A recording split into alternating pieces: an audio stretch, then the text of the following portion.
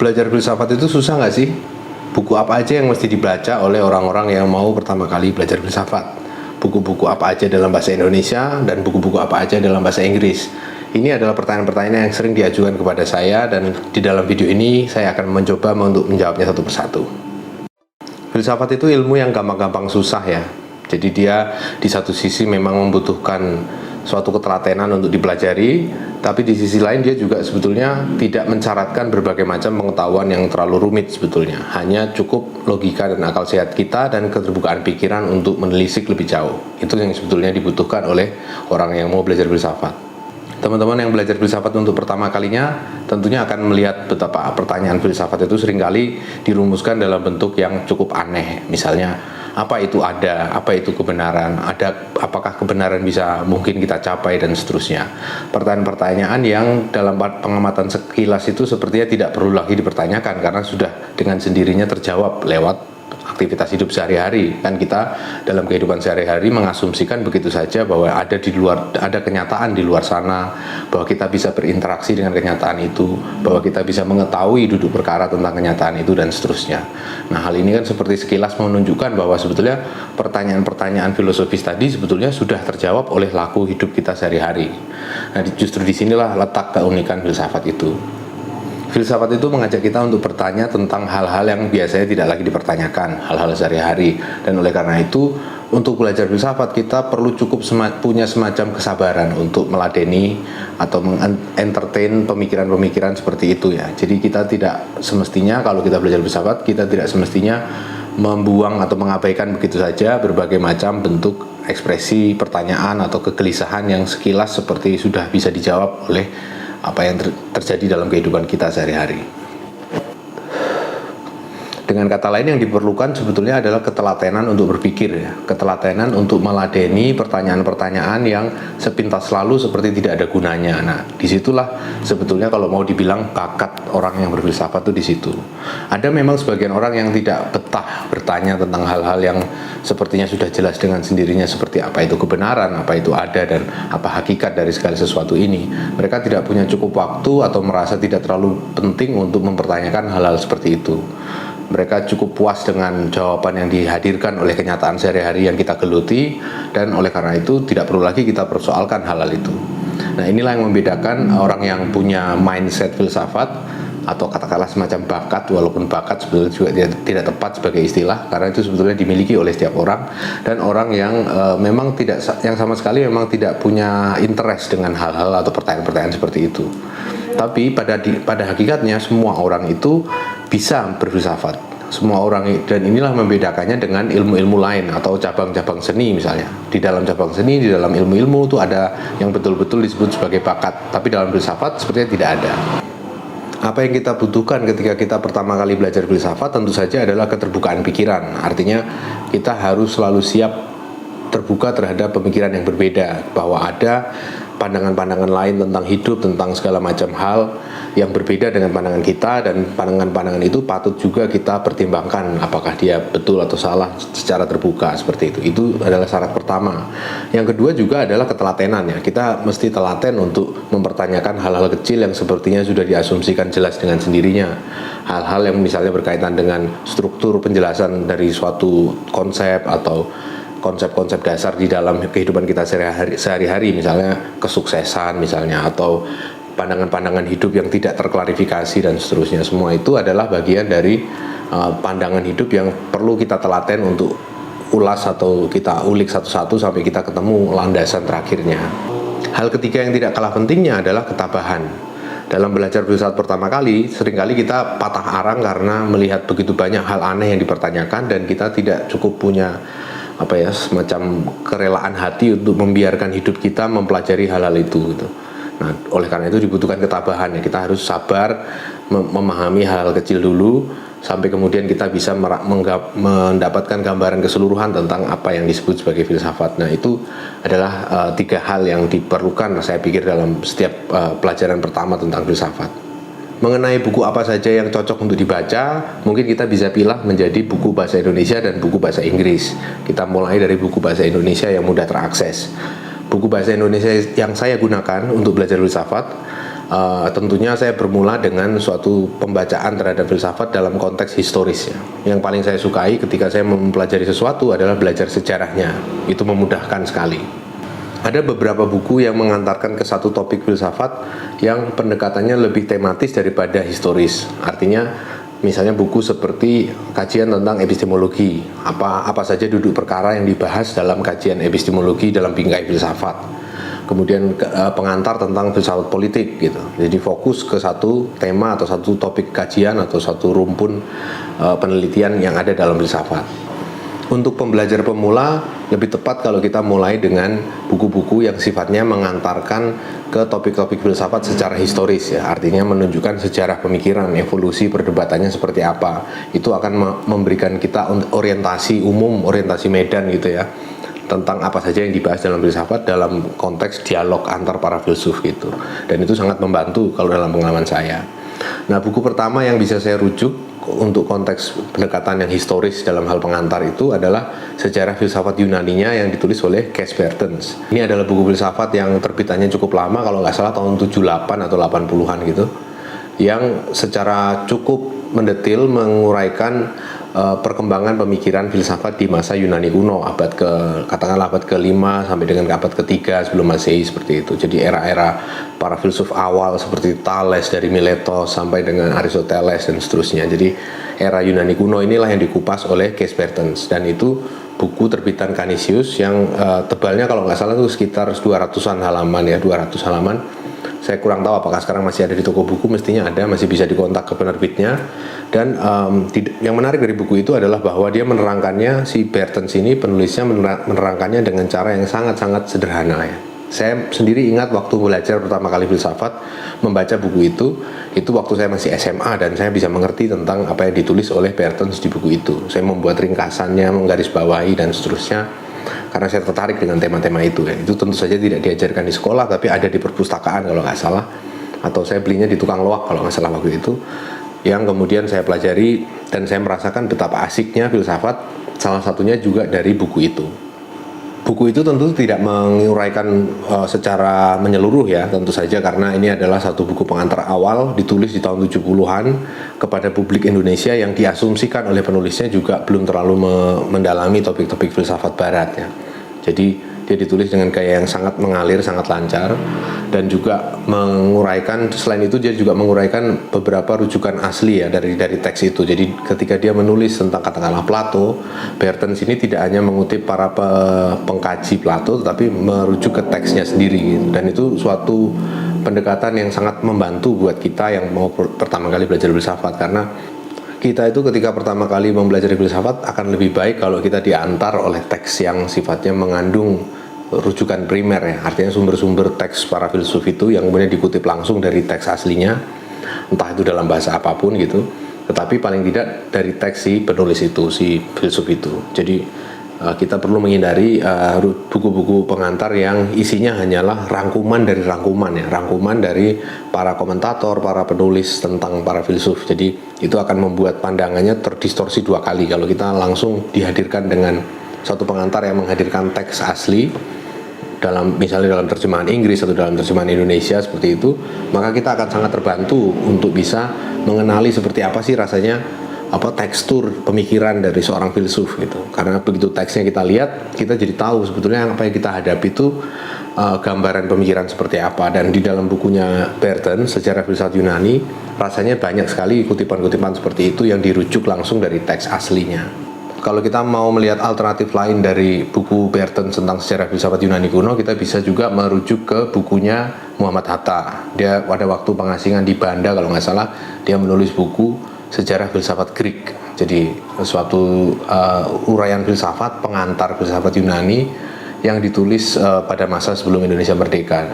Dan itu menarik dari segi historis ya, karena dia ditulis oleh salah seorang proklamator, tetapi dari segi otoritatif, dari segi otoritas teksnya atau kebernasan uraiannya tentunya masih kalah dibanding Bertens, karena Hatta tentu saja bukan seorang akademisi filsafat ya. Dia orang yang belajar hukum, tapi karena dia belajar di Eropa tentunya dia mendapat materi-materi filsafat, dan itu yang dia kemudian tuliskan di dalam buku Sejarah Pemikiran atau Filsafat Greek itu.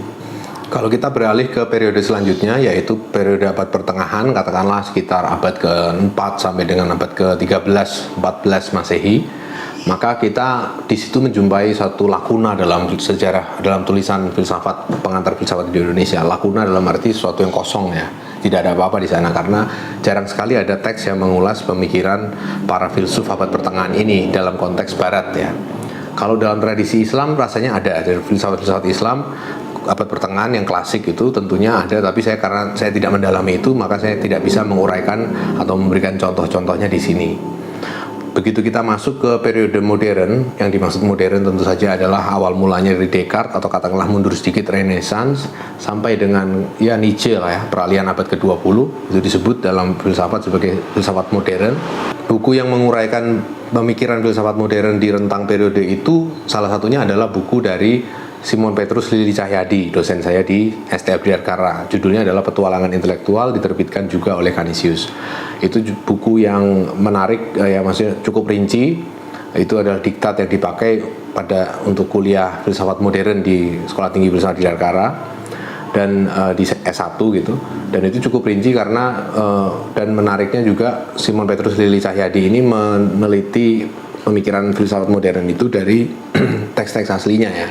Dari terutama ketika masuk ke pemikiran Kant, Hegel, Fichte dan seterusnya Jerman gitu, menjelang periode setelah Leibniz sampai dengan menjelang Nietzsche itu dia mengetengahkan suatu paparan yang sangat komprehensif ya, cukup mendetail lah untuk ukuran buku pengantar seperti itu. Dan rujukannya adalah asli dari bahasa Jerman karena Romo Simon Petrus Lili Cahyadi ini bisa berbahasa Jerman.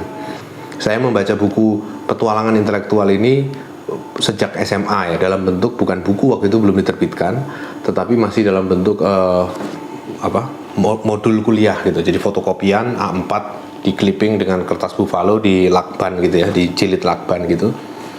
Saya dapat dari salah seorang guru saya di SMA yang pernah kuliah di STF Bidakara. Nah, disitulah saya membuat catatan ringkasan dan seterusnya, dan saya merasa sangat terbantu dengan buku itu untuk mengetahui duduk perkara filsafat modern.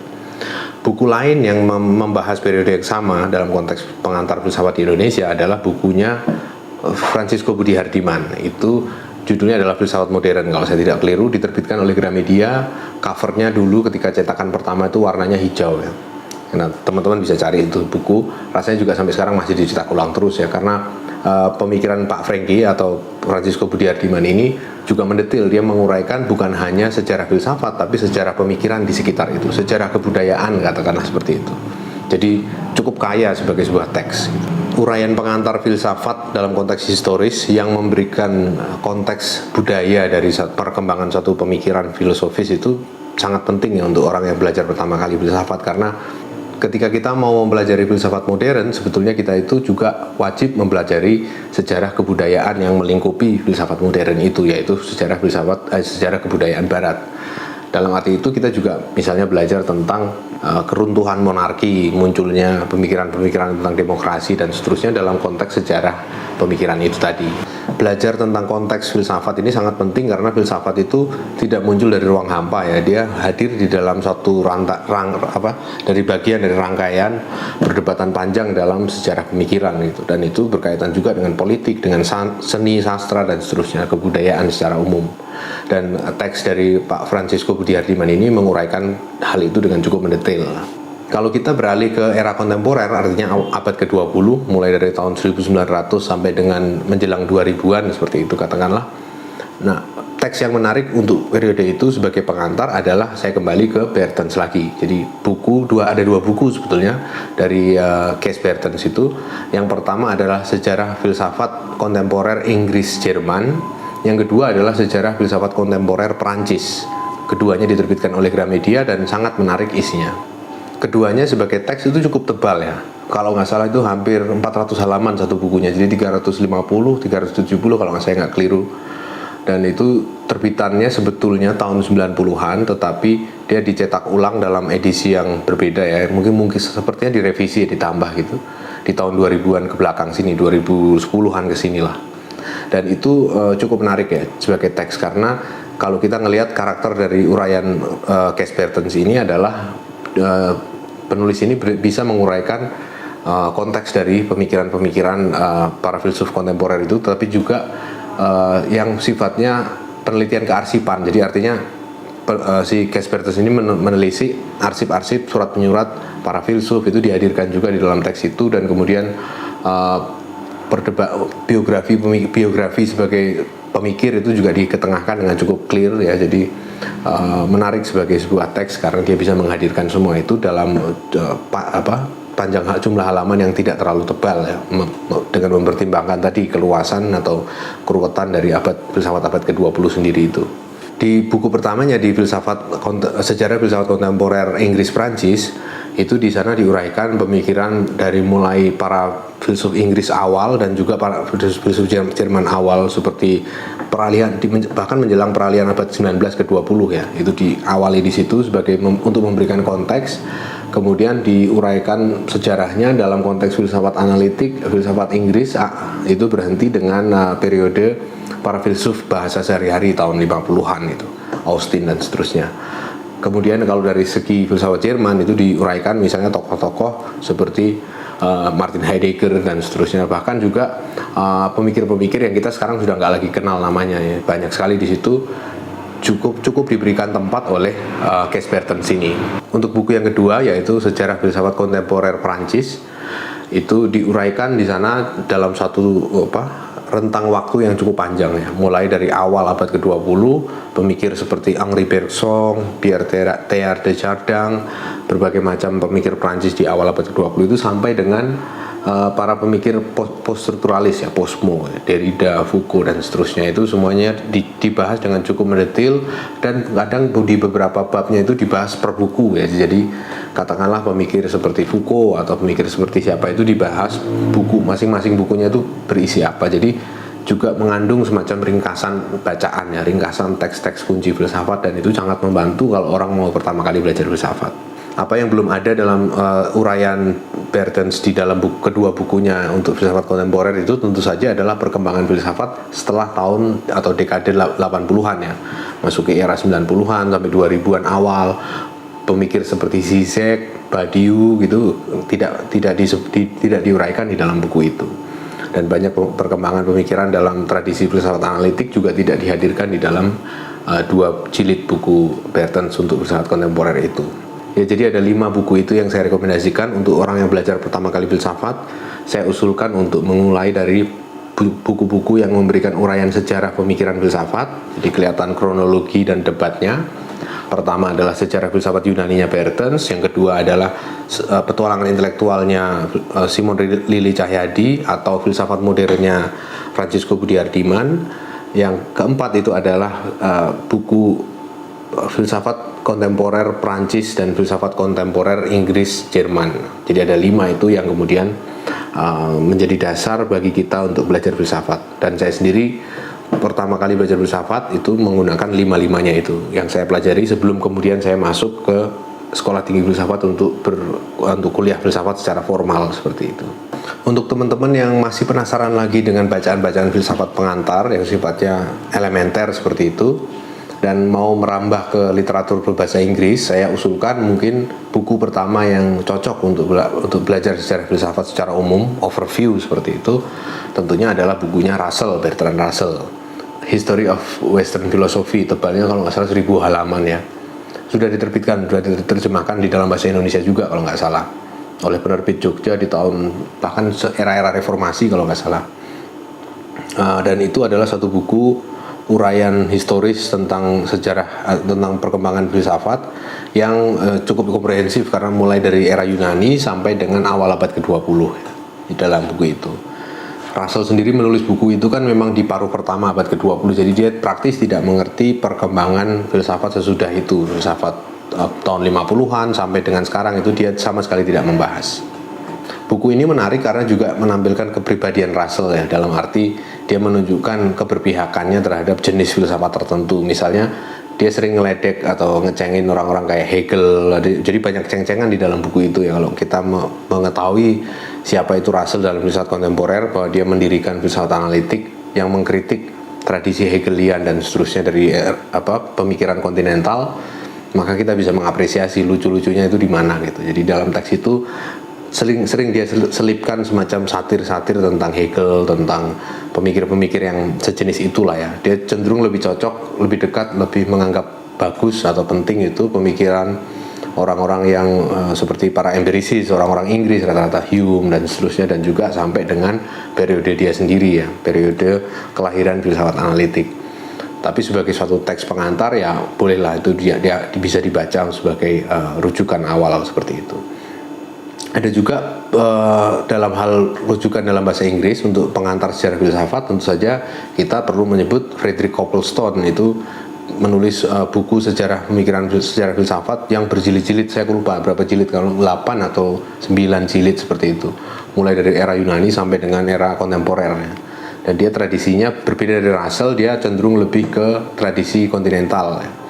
Dan uraiannya cukup adil ya untuk masing-masing filsuf, jadi dia menghadirkan para filsuf itu secara cukup netral lah kan. Tapi teks Coplestone ini sendiri sebetulnya cukup tua ya, jadi dia berasal dari scholarship yang lama, jadi tahun, kalau nggak salah tahun 60-an itu Coplestone itu. Jadi dan di dewasa ini tentu masih sering kali kita rujuk, kita baca dan seterusnya, tetapi karena dia sangat panjang, orang praktis tidak ada yang pernah belajar filsafat dengan pertama-tama mempelajari, membaca habis Coplestone itu dulu baru kemudian berfilsafat ya. Apalagi di Indonesia itu orang tidak seperti itu. Jadi kalau kita mau butuh bacaan yang jauh lebih ringkas, ya katakanlah ringkasnya seperti Russell lah, cukup 1000 halaman. Kalau Coplestone tadi kan bisa sampai 2000 mungkin ya, kalau di total 2000 lebih pasti. Dan kalau mau yang sekitar 1000-an atau bahkan kurang, itu mungkin teman-teman bisa untuk merujuk ke buku yang ditulis oleh Anthony Kenny. Judulnya adalah A New History of Western Philosophy. Itu sangat bagus sekali karena dia dalam jumlah halamannya itu kalau nggak salah 1100. Itu sebetulnya adalah penerbitan ulang dari bukunya dia sejak tahun 90-an yang menguraikan sejarah filsafat secara periodik. Jadi mulai dari era Yunani, terus kemudian beralih ke abad pertengahan dan modern dan seterusnya sampai dengan era kontemporer. Nah itu dirangkum, diterbitkan ulang sebagai satu judul, A New History of Western Philosophy, tebalnya 1100 halaman itu. Buku Anthony Kenny ini menarik karena dia berangkat dari satu scholarship yang relatif lebih modern daripada Coplestone ataupun Russell ya. Dia kan era 90-an ke sini ya. Dengan scholarship yang baru itu dia bisa menghadirkan potret yang lebih berimbang dalam konteks filsafat yang kesadaran filsafat kita hari ini ya. Dia menghadirkan para berbagai macam pemikir itu dengan cukup imbang lah seperti itu. Dan didasari oleh bukti-bukti yang sudah didapat dari scholarship yang lebih panjang daripada Coplestone ataupun Russell. Kalau teman-teman mau yang lebih pendek, ada sebetulnya dia menulis juga satu buku A Brief History of Western Philosophy. Itu diterbitkan di tahun 90-an dan kemudian direvisi tahun lalu, di tahun 2019 itu dia menerbitkan revisinya, judulnya adalah An Illustrated Brief History of Western Philosophy. Nah buku ini cukup tipis ya, cukup sekitar 400-an halaman itu, dan itu sudah memuat berbagai macam ilustrasi dalam sejarah filsafat, termasuk misalnya di sana ada kartu tanda anggota Wittgenstein ketika dia menjadi perwira artileri di Perang Dunia Pertama itu, jadi arsip-arsip itu ditampilkan. Terus misalnya salah satu doodling di abad pertengahan tentang William Ockham, salah seorang pemikir abad pertengahan namanya William Ockham. Nah itu ada doodling, sketch tentang sosoknya dia ketika dia lagi memberikan kuliah, ada orang yang men-sketch seperti itu di dalam satu manuskrip yang tentunya sudah rusak karena rayap, tapi gambarnya kita masih bisa lihat di dalam buku itu. Dan itu menarik karena memberikan membawa kita masuk ke dalam suasana historis dari setiap teks itu. Dan uraiannya juga cukup berimbang ya, artinya semua tradisi pemikiran diberikan tempat di situ, termasuk juga filsafat kontinental. Kita tahu bahwa Anthony Kenny ini kan sebetulnya adalah filsuf analitik ya, filsuf dari tradisi analitik yang biasanya itu punya sentimen tertentu terhadap tradisi kontinental. Demikian pula kalau biasanya kontinental juga sama terhadap yang analitik. Tapi Anthony Kenny ini memberi ruang bahkan terhadap para pemikir kontinental seperti misalnya Heidegger, Derrida yang sangat notorius dalam tradisi analitik ya, sangat dianggap kontroversial lah seperti itu sebagai filsuf. Walaupun demikian ada semacam bias tertentu dari sudut pandang analitik tentu saja. Jadi kalau ketika si Anthony Kenny ini menulis tentang Derrida misalnya, dia menganggapnya sebagai seorang yang terpengaruh oleh pemikiran John Longshore Austin. Jadi salah seorang pemikir atau filsuf analitik di tahun 50-an yang mengembangkan paradigma filsafat bahasa sehari-hari. Nah, menurut dia karya-karya Derrida awal itu terpengaruh oleh Austin. Saya sendiri meragukan klaim semacam itu karena sejauh yang saya tahu tentang Derrida, dulu saya mempelajari Derrida, tradisi dia ketika dia menulis Speech and Phenomena, Of Grammatology dan seterusnya, karya-karya awal itu, Writing and Difference itu adalah tradisi fenomenologi dan juga filsafat bahasa di dalam Perancis. Jadi bukan para filsuf bahasa sehari-harinya Inggris ya, mazhab Oxford itu. Ada si Gilbert Ryle, ada John Austin dan seterusnya pasca positivisme logis di Inggris itu. Rasanya Derrida mengambil inspirasinya bukan dari situ, tapi dari tradisi fenomenologi yang memang berkembang kuat di Eropa daratan pada masa itu. Jadi anggapan bahwa Derrida awal itu adalah seorang Austinian itu menurut saya agak terlalu kurang bisa dipertanggungjawabkan seperti itu. Jadi ada semacam seperti itunya ya, jadi semacam bias analitik dalam memandang sejarah kontinental. Tapi di luar itu buku itu cukup baik lah sebagai pengantar filsafatnya. Itu aja yang bisa saya sampaikan kali ini. Jadi kembali lagi ya, persoalan kita belajar filsafat itu adalah bahwa kita mesti terbuka pikirannya, perlu telaten mengolah sumber, menelisik pertanyaan-pertanyaan yang biasanya tidak kita tanyakan, dan juga kita butuh ketabahan untuk bertahan mempelajari berbagai macam hal yang tidak kelihatan kegunaannya pada pandangan sepintas lalu ini. Dan untuk buku-buku yang bisa dipelajari ya tadi sudah saya ceritakan.